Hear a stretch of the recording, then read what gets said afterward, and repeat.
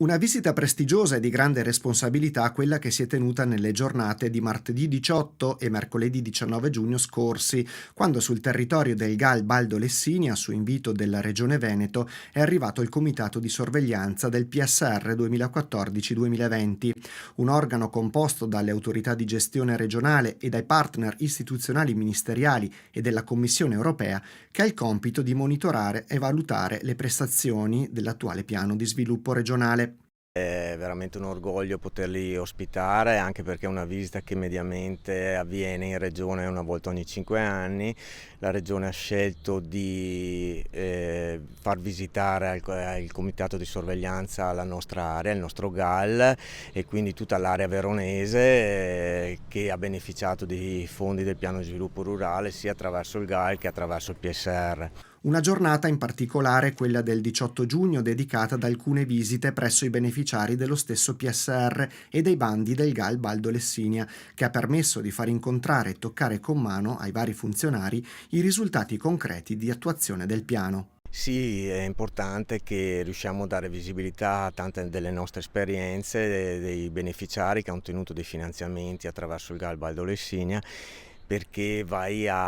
sostanzialmente a far vedere, a mostrare, diciamo, la ricaduta dei fondi pubblici, quindi la significatività, la sostenibilità delle iniziative, quindi processi virtuosi. Questo, diciamo, aiuta tutto il nostro territorio a mostrarsi in tutte le sue sfaccettature e a dare un'immagine importante dello sviluppo che si è portato avanti questi anni. Un momento istituzionale che arriva quasi al termine di un settennato, allungato di 2 anni causa Covid, che ha portato diverse risorse pubbliche sui territori regionali. Siamo nella fase finale della programmazione 2014-2022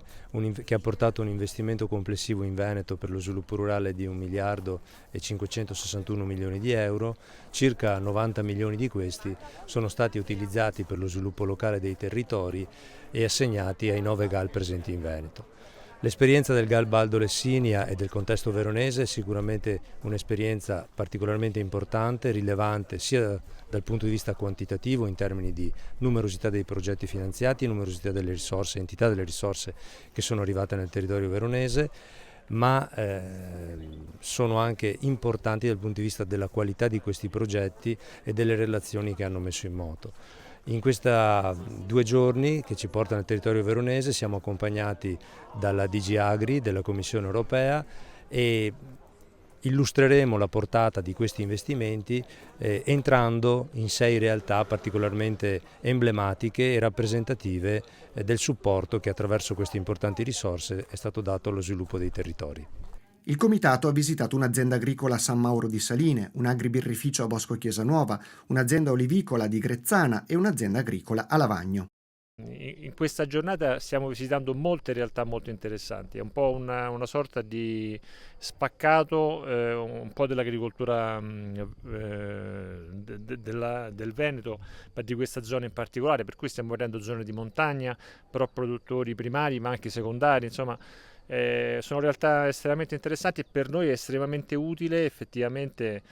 venire a vedere in che cosa poi si concretizzano gli interventi. Noi li seguiamo chiaramente da Bruxelles, la programmazione e tutto quanto, però è importante anche prendere contatto con le realtà reali, concrete. Ecco. Per noi questo è un grande vantaggio. È importante la presenza dello Stato, la ricaduta di questi investimenti che noi facciamo, che diamo fiducia alla Regione Veneto, che insieme con la Regione Veneto portiamo avanti già da diverse programmazioni, e oggi proprio è un esempio bello da vedere dove si tocca con mano la trasformazione della risorsa finanziaria in risorsa materiale, un'esperienza di questi ragazzi che hanno aperto questo birrificio che è veramente bello, una bellissima esperienza che ci hanno raccontato. Significativo il luogo di partenza di questo viaggio, il suggestivo santuario di San Felice, lungo la vecchia via della Lana, uno dei progetti più rilevanti e più cari al GAL Baldo Lessinia.